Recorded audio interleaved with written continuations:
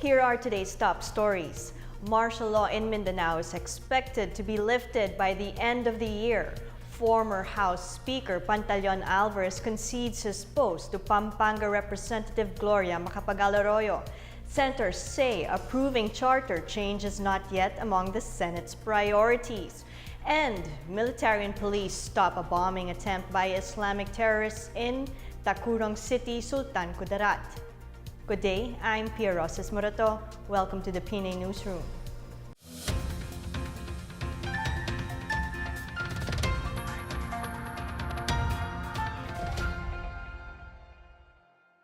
The government is likely to lift martial law in Mindanao by the end of the year. AFP Chief General Carlito Galvez says martial law may end by December following the improvement in the peace and security situation in Mindanao. Galvez also reiterates that President Rodrigo Duterte is unlikely to implement martial law nationwide despite insinuations from critics. Duterte declared martial law on May 23 this year in response to the attack of the Mauta terrorist group in Marawi City.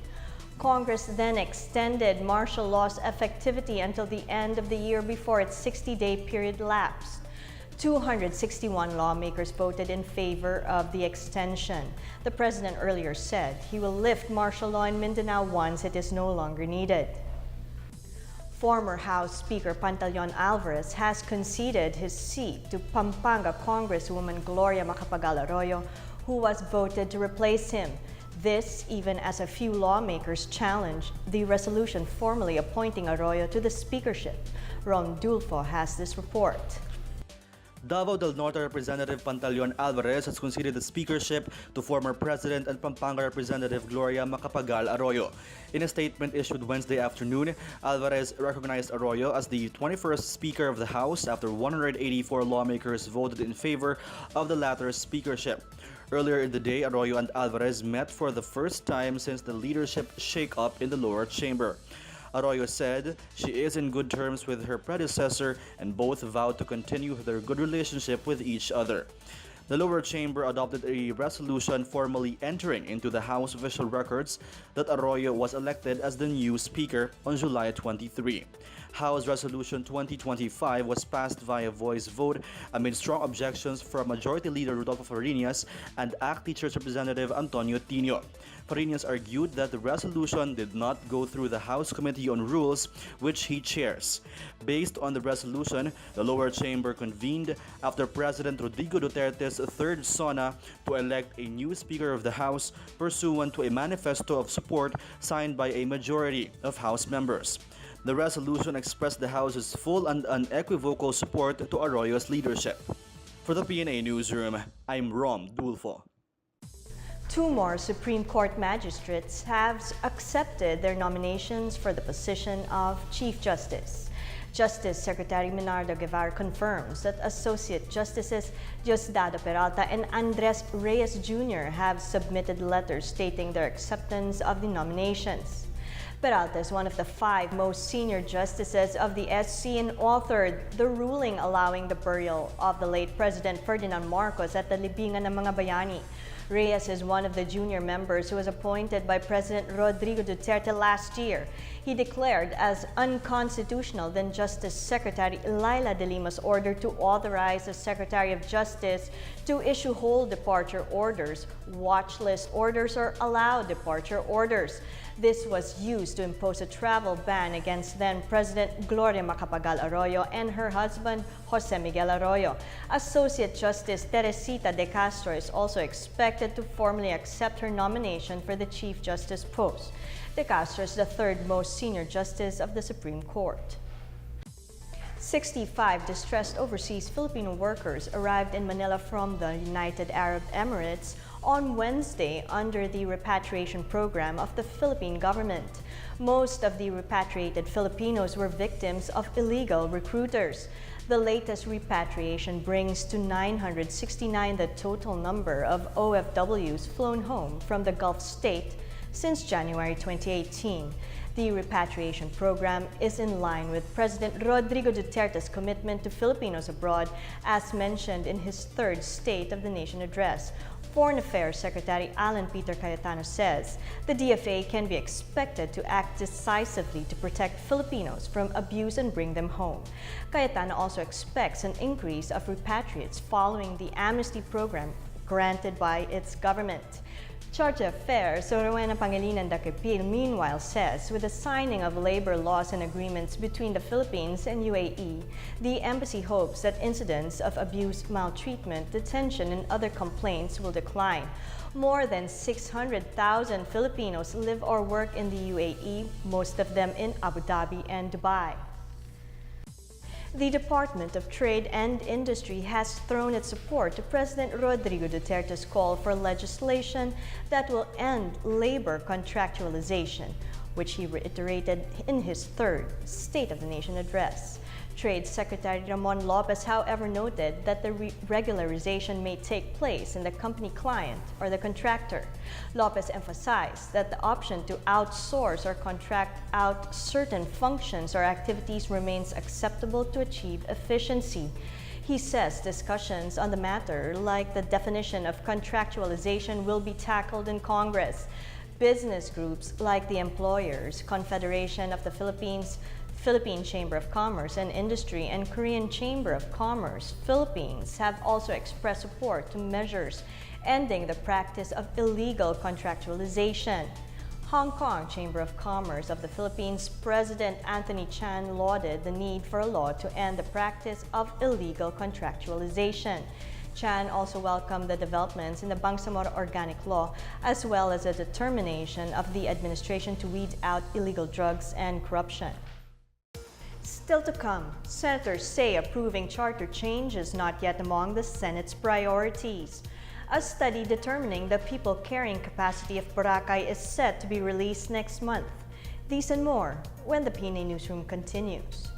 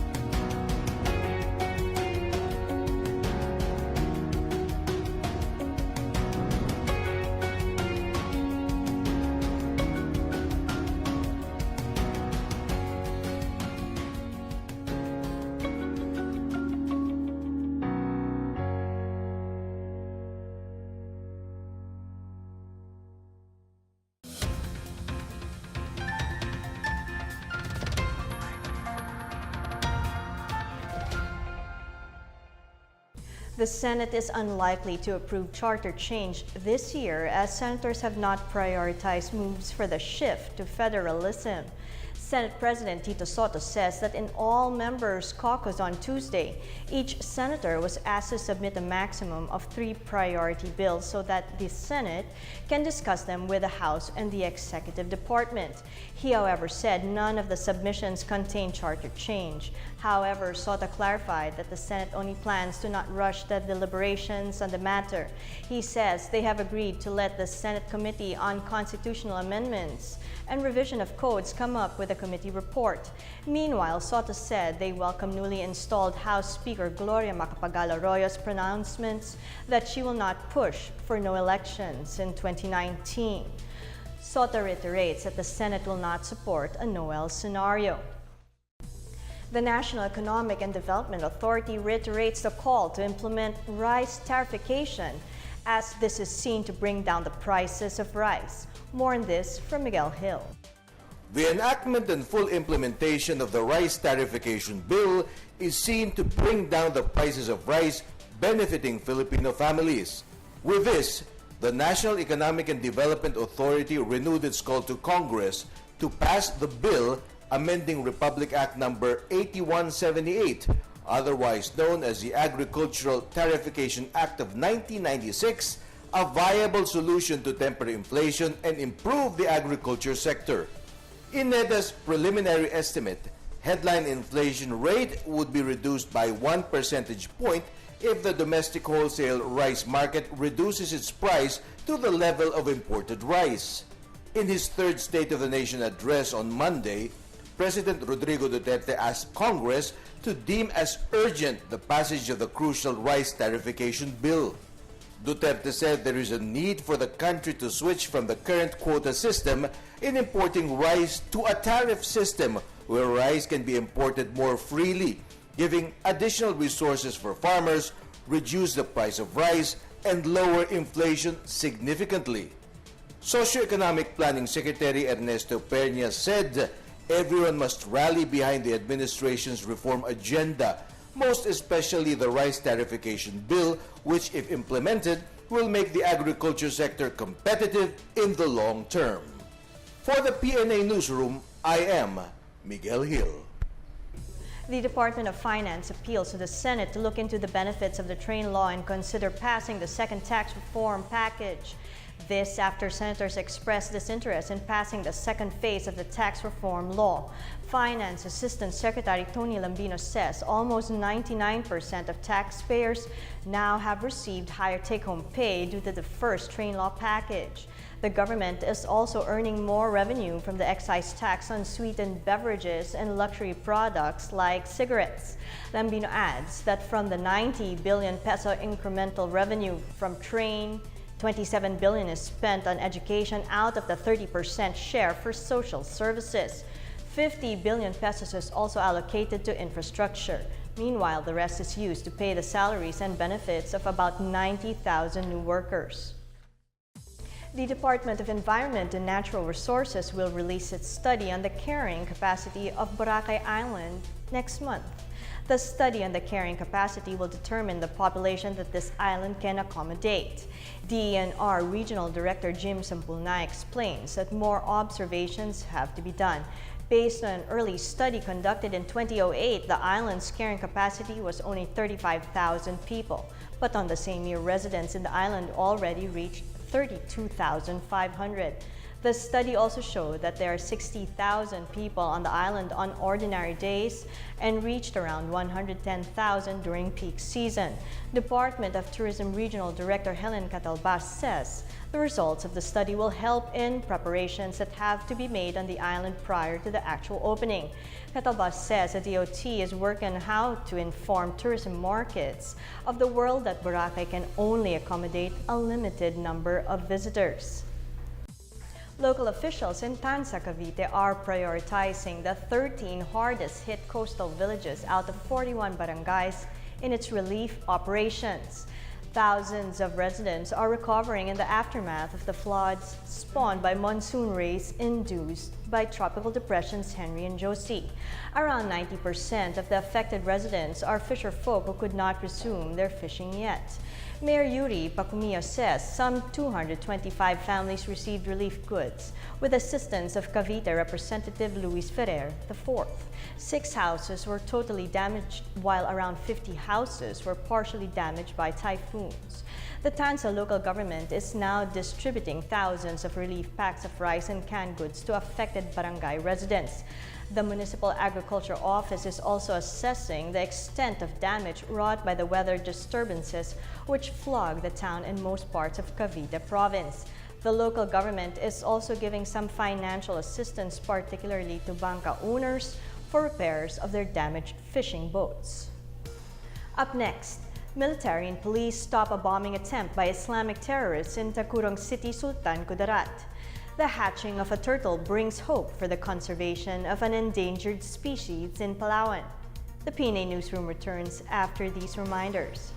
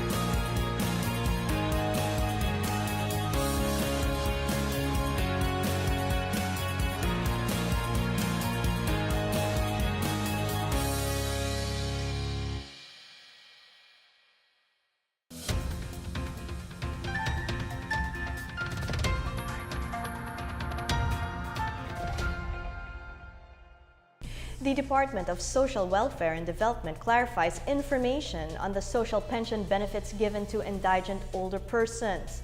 DSWD Secretary Virginia Orogo says the pension given to the elderly is only worth 500 pesos and not 6,000 as reported and spread on social media. Under the social pension program mandated by the Expanded Senior Citizens Act, older persons 60 years old and above, particularly the sick and those who do not receive any other pension from the government, will receive 500 pesos monthly. The cash subsidy is given on a quarterly basis at 1,500 pesos per quarter, or a total of 6,000 pesos a year. About 2.9 million indigent elderly received their pension this second quarter. The police and military personnel acting on a tip from an informant foiled the bombing attempt in Tacurong City, Sultan Kudarat. Captain Arvin John Escina, speaking for the Army's 6th Infantry Division, said the improvised explosive device was found by motorists at the roadside near General Lim Street, about 100 meters away from the Tacurong City Welcome Rotonda. Encina cited an intelligence report alerting the police and Task Force Talakudong about the impending bombing sortie by the Islamic State-linked Bangsamoro Islamic Freedom Fighters. The BIFF allegedly plans to avenge losses in the recent military operations in Maguindanao. This is the second reported attempt of the terror group to create chaos in Tacurong City.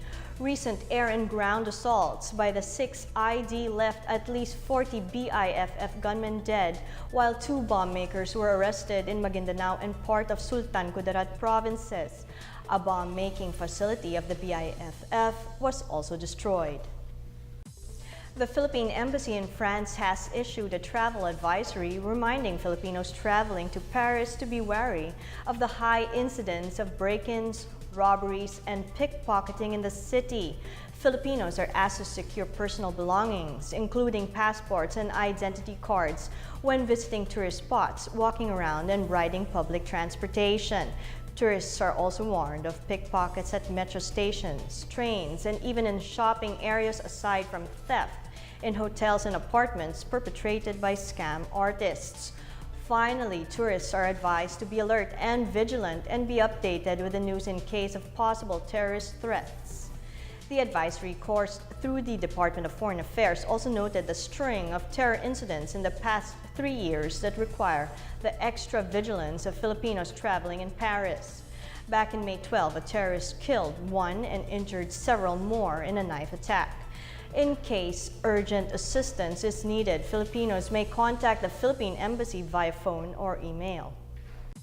Today's feature story is about the hatching of a single turtle in Palawan. The turtle's birth after 10 years signals a major step in ensuring the conservation of its rare species. More on this from Maricor Zapata. Hope springs eternal for the critically endangered Palawan forest turtle after conservationists successfully hatched a single egg following about 10 years of hard work. An extremely sought-after species in the illegal wildlife trade, the Palawan forest turtle is an endemic freshwater turtle in the province, but it has faced threats mainly due to poaching for food and medicine. Dr. Sabine Shop, Director of the Palawan Freshwater Turtle Conservation Program of the Catala Foundation Incorporated, or KFI, said they hatched the first recorded egg from captive parents of the freshwater turtle, with support from the Wildlife Reserve Singapore, or WRS. The hatchling that emerged from the egg on June 24 was named Sonha, and it is from parents that have been dwelling for years in their so-called assurance colony facilities in Palawan. Dr. Sonha Luz, Director of WRS Conservation Research and Veterinary Services, said the hatchling is a landmark accomplishment. Jovic Fabelio, staff spokesperson of independent and multidisciplinary body Palawan Council for Sustainable Development, said the hatching of the turtle egg is a positive achievement in the conservation of species, which is deemed vital in keeping balance in the ecological system. The KFI, WRS, and their partners are still in the phase of finding out how many Palawan forest turtles are left dwelling in their natural habitats. The KFI is now aiming to change the status of the Palawan forest turtle from critically endangered to endangered. For the PNA Newsroom, I'm Maricor Zapata. Let's now check out the weather forecast for Metro Manila and the rest of the country.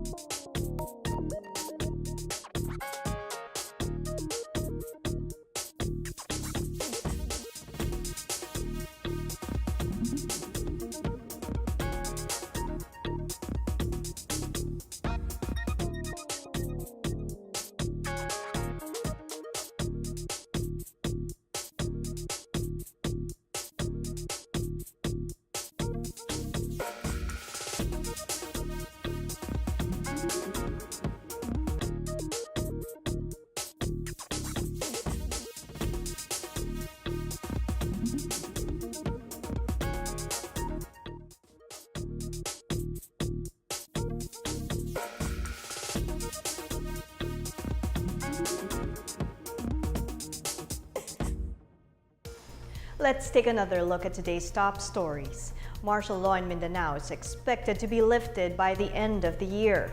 Former House Speaker Pantaleon Alvarez concedes his post to Pampanga Representative Gloria Macapagal Arroyo. Senators say approving charter change is not yet among the Senate's priorities. And military and police stop a bombing attempt by Islamic terrorists in Tacurong City, Sultan Kudarat. Thank you for watching another edition of the PNA Newsroom. To check out these and other stories, visit the PNA website or follow the Philippine News Agency on Facebook and Twitter. For more stories about the government and how it serves the Filipinos, look for these hashtags in all of our social media platforms and websites. And that's your daily dose of the latest news and information that you need to know from the PNA Newsroom. I'm Pia Rosas Morato. Good day.